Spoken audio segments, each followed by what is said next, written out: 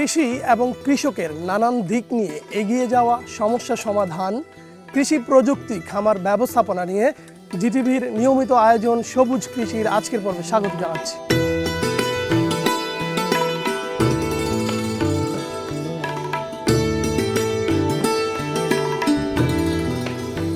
সবুজ পথে সমৃদ্ধির গল্প নিয়ে আজ হাজির হয়েছি মানিকগঞ্জ জেলার সাটুরিয়া উপজেলার ফকুরহাটি ইউনিয়নের শাহীপাড়া গ্রামে। এটি কলার জন্য একটি বিখ্যাত গ্রাম। এই এলাকার চাষিরা কলা চাষ করে থাকেন, যেটি সারা বছরই উৎপাদন এবং বাজারজাতকরণ করা হয়। আজকে আপনাদের জানাবো কিভাবে কলা চাষ করতে হয়, কিভাবে জমি প্রস্তুত করতে হয় এবং কি রোগ বালাইয়ের সম্মুখীন হলে চাষিরা কি ধরনের পদক্ষেপ নেন, সেই বিষয়টি আপনাদের সামনে তুলে ধরবো। আর এই বিষয়ে আমাকে আজকে সহায়তা করবেন এই এলাকার একজন চাষি, যিনি কলা চাষ করছেন দীর্ঘ 7 বছর যাবত, আব্দুর সবুজ চাচা। আমরা তার সাথে কথা বলবো। চাচা, আসসালামু আলাইকুম। কেমন আছেন আপনি? ভালো রাখছি। আপনি তো দীর্ঘদিন যাবত কলা চাষ করছেন, তো কেমন সাফল্য পাচ্ছেন? ভালো সাফল্য পাচ্ছি। আমি প্রথম বছর 1 বিঘাতে আমি 70,000 টাকা বিক্রি করছি। তারপর পরের বছর 2 লক্ষ টাকা বিক্রি করছি 2 পাখিতে। এই বছর আমি 5 লক্ষ টাকা বিক্রি করছি। তাহলে বিঘা প্রতি খরচটা কেমন হয়েছে? প্রতি খরচ 15,000 টাকা। আর বিক্রি করে কত পাচ্ছেন? বিক্রি করতেছি 1.5 লাখ। ওটাও তো অনেক লাভ হচ্ছে না? আচ্ছা, একটু জিটিভির দর্শকদের আপনি একটু দেখাবেন যে কিভাবে কলাটা চাষ করেন।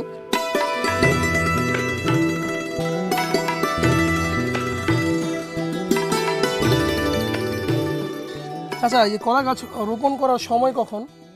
কাতি মাসে। কাতি আগুন মাস, এই 2 মাসে আমরা রোপণ করি। আচ্ছা, রোপণ করার আগে তো জমিটা প্রস্তুত করে যদি ঘাস থাকে তে ঘাসের বীজ দিয়ে গাছটা মাইরে হাল দিই, হালের লগে কিছু সার মিক্সার করে দিয়ে হাল টালবে গাতি করি। গাতি করার পর বুনে থুই এতটুকুই। এগুলো কি মানে একটা সারিতে করা না? এই যে কেল ধরে মানে 4 হাত 5 ফাঁকে ফাঁকে একটা করে চারা লাগাই। একটা করে চারা লাগাই চতুর্দিকে 4 হাত। পানি কি নিষ্কাশনের ব্যবস্থা? হ্যাঁ, পানি আছে, মেশিন আছে। এই যে আইল দিছি, যদি পানি গড়িয়ে যায় জাইল দিছি, সবটাই পানি দেই। জমি প্রস্তুত করার পরে তো চারা রোপণ করলেন। চারা রোপণ করার পরের কাজটা কি? পরের কাজ এটা লাগানোর পরে ওই গাছটা লাগিয়ে উঠবো। যদি পানি লাগে, মাটি যদি শুষ্ক হয়ে যায়, পানি দিব। পানি দিলে চারাটা আবার টিকে উঠবো, ভালো হয়ে উঠবো। বীজ দিমু, ওই স্প্রে করে বীজ দিতে হয়। পাতায় পোকা লাগে, ওটা বীজ দিতে হয়। হ্যাঁ, এই যে সার ধরছে না, এই যে এটা ওর আগে পাতা ছায়া জায়গা। আমরা এই যে মাইজের মধ্যে বীজ দিমু, দিলে পথে এটা ধ্বংস হয়ে যাব, ওটা থাকবো না। তারপরে একটু লায়ে করলেই একটা সার দিমু।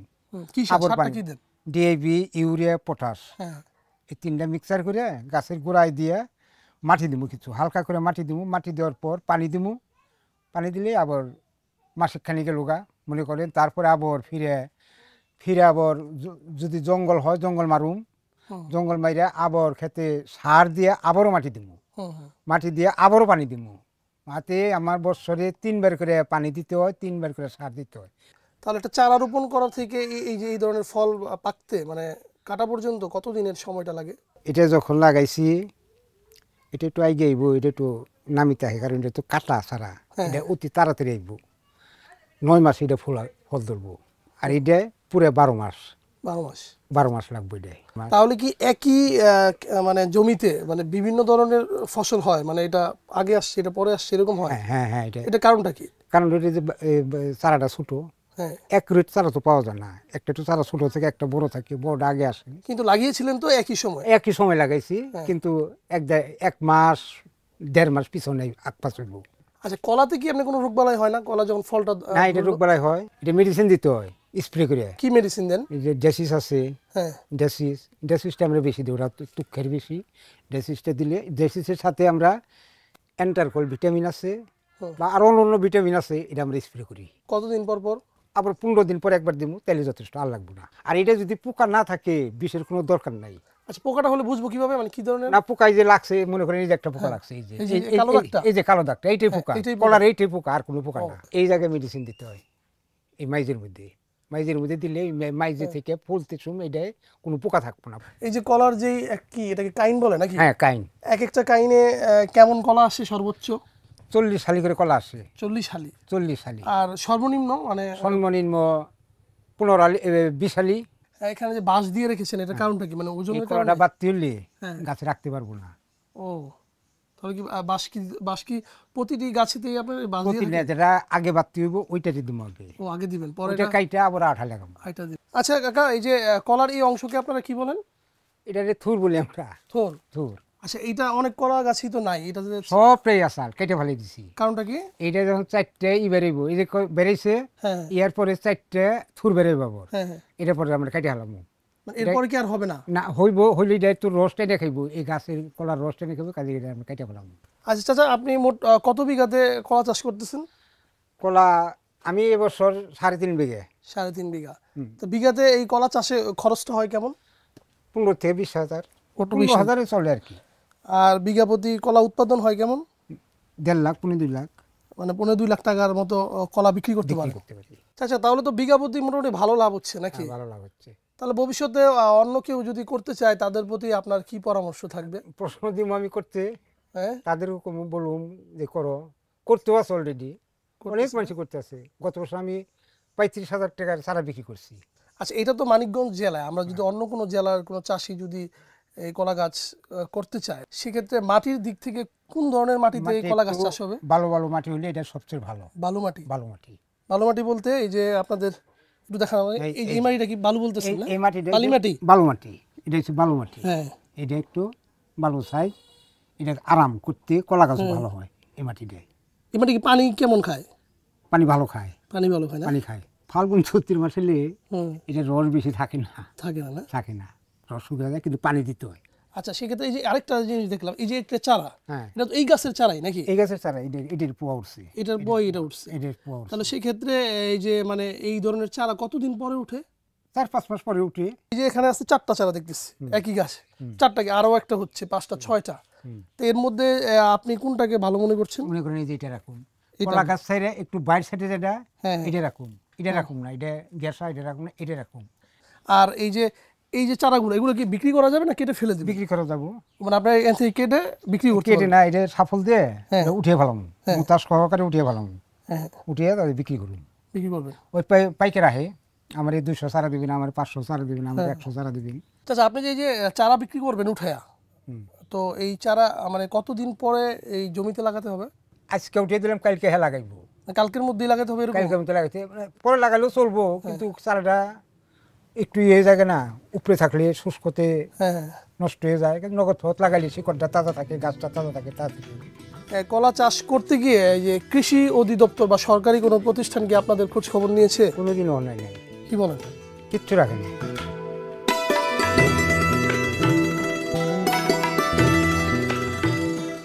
তো সবগুলা বাগানে কিন্তু আমরা দেখলাম যে যে এই ধরনের কাঁচা কলা, আমরা কিন্তু কোথাও ওই জায়গায় এই যে গাছ পাকা যে কলা মানে গল্প শুনে বড় হয়েছি বাপদাদের কাছ থেকে, বা অনেকে হয়তো সৌভাগ্য হয়েছে যে গাছ থেকে পাকা কলা খাওয়ার, হ্যাঁ, এই জায়গায় কিন্তু এই পরিবেশটা দেখলাম না। এটার কারণটা কি? এক ফানা কলা পাকে হ্যাঁ ওই পক্ষে খাই ফেলাইবো, নষ্ট করবো, কাজেই একটু বাড়তি হলেই ওই কলাটা ব্যাপারীরা নিয়ে যায়, কিন্তু সব ব্যাপারী করতে কিনে, হ্যাঁ, ওই ব্যাপারীরা নিয়ে ওরা বিক্রি করে বাইরে মেডিসিন দিয়ে। কিন্তু মেডিসিন ছাড়াই পাকবো, কিন্তু যে টাইম বেশি নিব, সময় বেশি নিব, এমনি ওরা তাড়াতাড়ি ডেলিভারি দেওয়ার জন্য এটা মেডিসিন করে। সাধারণত কত দিনের মধ্যে পাকার কথা? আইসে কেটে নেবো, কালকের দিন পরে পেকে যাবো। মানে মেডিসিন দিলে 2 দিনের মধ্যে পেকে যায়? 2 দিন লাগে না। আর এমনিতে নর্মালি কতদিন লাগার কথা? 4 থেকে 5 দিন। মানে 4 থেকে 5 দিন। তো এই 2-3 দিন আগে যে মেডিসিনটা ইউজ করে, এটা তো একটা ক্ষতির বিষয় না মানুষের? বিষয়। আচ্ছা চাচা, যদি কেউ মানে গাছ পাকা কলা খেতে চায়, তাহলে সেক্ষেত্রে তাহলে ব্যবস্থাটা কি? এটা তো কেউ বলে না গাছ পাকা কলা খাবো, হ্যাঁ, হয়তো আমরা খাইতে পারি। আমরা যে বাজারে যে কলাগুলো এখন খাই, হ্যাঁ, ঢাকাতে বা অন্যান্য ডিস্ট্রিক্ট শহর বা বিভাগীয় শহরে, তাহলে এই কলা কি আপনি বলতেছেন যে ম্যাক্সিমামই মানে মেডিসিন দেওয়া? শতকরা 90টা মেডিসিন, বা 100টাই করেন। 100টাই আমার এই মেডিসিন? যে ব্যাপারীতে ঢাকা ওই ব্যাপারী কলা দেয়, হ্যাঁ, এই খেতে কাইন কাইটে স্প্রে করে দেয় নগদের উপরে, হ্যাঁ। স্প্রে করে গাড়িতে উঠে নিয়ে যায় কলা। তাহলে তো আমরা যারা সাধারণ মানুষ রয়েছি তারা আসলে প্রতারিত হচ্ছে। হ্যাঁ, এটার বিষয় কে আপনারা মনে করছেন যে এই এলাকা আমরা যে এই বেশিরভাগই আমি কই দিই, এই মানিকগঞ্জের মানুষ মৃত্যু আগে করে। মানিকগঞ্জের এলাকায় সবজি বেশি, হ্যাঁ সবজি খেতে আমরা বীজ দিতে দিতে হ্যাঁ, আমরা তো সেই সবজিটা তো খাই, মানুষের রোগ বেশি, মানিকগঞ্জের মানুষের রোগ বেশি। ও মানিকগঞ্জের কৃষকদেরও রোগ দেখা দিচ্ছে? হ্যাঁ, দেখা দেয় নাই মানুষ, মানে যে আমার চেহারা দেখেন না, ভিতরে রোগ হয়ে গেছে এই শুধু এই খাওয়ার গতিকে। আচ্ছা, আরেকটি বিষয় জানতে চাই, এই যে বিষ প্রয়োগ করেন, এই বিষ যারা দেয়, যে সকল কোম্পানি, এগুলো আপনারা কিভাবে সংগ্রহ করেন? কোম্পানি ওরা বিষ সারের প্রত্যেক জেলায় জেলায় এজেন্ট আছে, হ্যাঁ ওরা আইনে রাখে, ওগো লেবার দিয়ে দোকানে দোকানে সাপ্লাই দেয়, হ্যাঁ প্রত্যেক মার্কেটে বাজারে সব দোকানে সাপ্লাই দেয়, হ্যাঁ ওগো দিয়ে সাপ্লাই দিয়ে আমরা বাজার থেকে কিনে আনি। এটা অমুক কোম্পানির, এটা অমুক কোম্পানির, এটা অমুক কোম্পানির, শত শত কোম্পানির। কিছুদিন ধরে শুনতে আসি এটার বীজ বলে কোন কোম্পানিতে আউট করে দিছে, মানে টাকা দিয়ে। এটা আমি চালামু, ওরা করবো কি, ওরা নিয়ম করবো, কৃষকের মাইরে ওরা মেডিসিন কিছু দিয়ে দাম বেশি নিব, ওরা ওটা বলে কত কোটি কোটি টাকা দিয়ে তারা ব্যান করছে, বন্ধ করে রাখছে, পাওয়া যায় না, মানে উনি চালাইব এখন। এই যে আমাদের দেশের মানুষ, আমরা মনে করেন যে যে পথে আছে একটা সত্য না, সব কারে মেরে কেরা খামু, কোনটা নকল দিয়ে বেশি পয়সা লাভ মানুষ বাংলাদেশে কীর্তি করবো। আসলে বাংলাদেশের মানুষ বড় কেরা মানুষ, কেউ মানুষ না। দর্শক, এই পর্যায়ে বিক্রমপুর স্টিল লিমিটেড নিবেদিত সবুজ কৃষির আজকের পর্বে নিচ্ছি একটু বিরতি, ফিরছি একটু পর, সে পর্যন্ত সাথেই থাকবেন।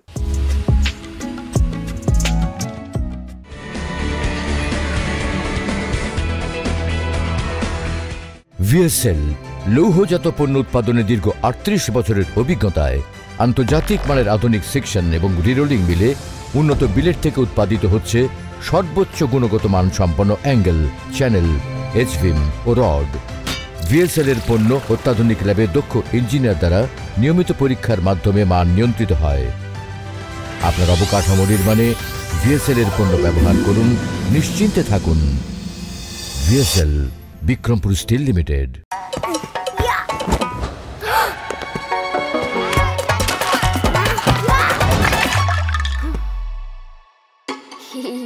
জামাল, এভাবে সেরা হবার 100 রকম চেষ্টা থেকে লাগে 100 কঠিন দাগ, আর এমনই 100 কঠিন দাগের জন্য আছে নতুন সার্ফ এক্সেল।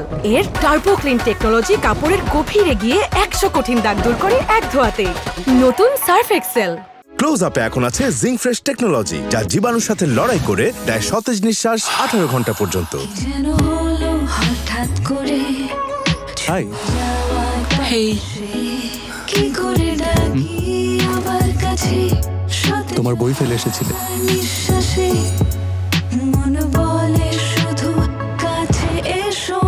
তোমার টিকিট।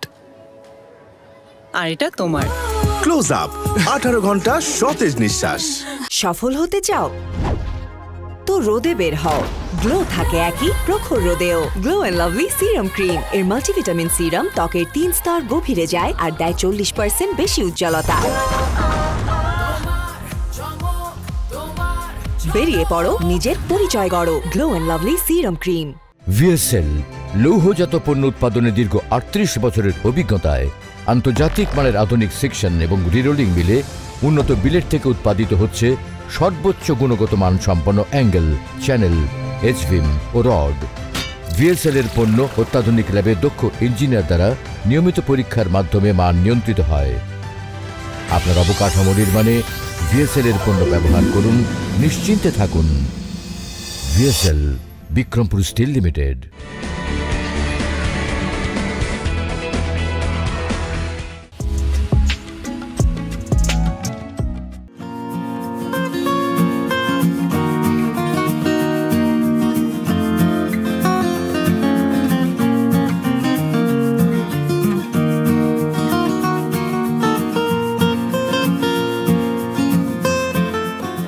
ভালো আছেন? কি নাম আপনার? মোহাম্মদ দেলোয়ার হোসেন। দেলোয়ার হোসেন না? আপনি কি হাল চাষ করতেছেন না? এই মেশিন কি আপনার? মেশিন আমার হয়। ও মানে এই হাল চাষ কি এলাকায় করেন না বাইরে করেন? বাইরে ফাঁকে পড়তে যাইটি আছে, ওই যে ফোন দেয় মুখ জায়গায় আসতে হবে, যাই ওই জায়গায়। কতদিন হয়েছে এই মেশিনটা? এটা এই 2 বছর চলতেছে। 2 বছর। কি কোম্পানি এটা? এটা সাইফিং কোম্পানি। সাইফিং, চায়না? চায়না। হ্যাঁ। কোথা থেকে কিনছেন? এটা কিনছি মানিকগঞ্জ থেকে। ও মানিকগঞ্জে পাওয়া যায় এগুলা? মানিকগঞ্জ পাওয়া যায়। ও আচ্ছা, তাহলে এটা মানে কিভাবে কি হিসাব করে চালান? এটা ডিসিমেল হিসাবে টাকা নেই। শতাংশ? হ্যাঁ, 1 শতাংশ 50 টাকা। তিনটা চাষ করতে হয়। 3টা মানে এই যে এইভাবে যে করলেন এতক্ষণ এরকম 3বার করবেন? হ্যাঁ 3বার। এটা কি উল্লেখ থাকে যে 3বার 4বার এরকম 5বার উল্লেখ থাকে? মানে ওই উল্লেখের উপর কি টাকা ডিপেন্ড করে? উল্লেখের উপর টাকা ডিপেন্ড করে। তাহলে এই যে এই জমিটা 3বার চাষ করলে কত টাকা নেবেন? 3বার চাষ করলে আমাদের 20% আপনার যে টাকা হবে 1000 আসবে। 1000 টাকা আসবে। তেল খরচ কেমন যাবে? তেল খরচ ম্যাক্সিমাম আপনার 300 কি 350 টাকা যাবে। 350 টাকা যাবে বা 300, তার মানে 650 থেকে 700 টাকা আপনার থাকবে। হ্যাঁ। এরকম প্রতিদিন কয়টা জমি করতে পারেন? মোটামুটি 400-500 ডিসিমেল জায়গা মনে করেন দিনে চাষ করে দিতে পারি। মানে প্রতিদিন? হ্যাঁ 400 ডিসিমেল জায়গা চাষ কমপ্লিট করতে। এই গ্রামে কি আপনি একাই আছেন নাকি আরো আছে এরকম? আরো আছে, ঠিক আছে, কিন্তু আমি তি চাষ করি একটু বেশি, ঠিক আছে। আরেকজন আছে, সে খালি ওই জাবরের সিজনে জাবর দেয়। টাটি জমি হাল সে কমই পায়। শুধু কি হাল চাষের মেশিনই আছে নাকি আরো কোনো মেশিন এই গ্রামে পাওয়া যায়? হাল চাষের আছে, আবার যে ভুট্টা লাগায় ভুট্টা লাগানোর মেশিন, ভুট্টা লাগানোর মেশিনও আছে না? সিডর আছে, ভুট্টা লাগানোর সিডর আছে। আর এই যে অনেক জায়গায় তো যে ধান চারাও তো মেশিনে রোপণ করে। আমাদের এলাকায় ধান চারা রোপণ করে হাতেই, ঠিক আছে, মেশিন দিয়ে লাগায় না আমাদের এই জায়গায়। তাহলে মোটামুটি বলা যায় যে প্রযুক্তি আসার কারণে আপনাদের চাষাবাদও উৎপাদনও বাড়তেছে, চাষাবাদও বাড়তেছে না?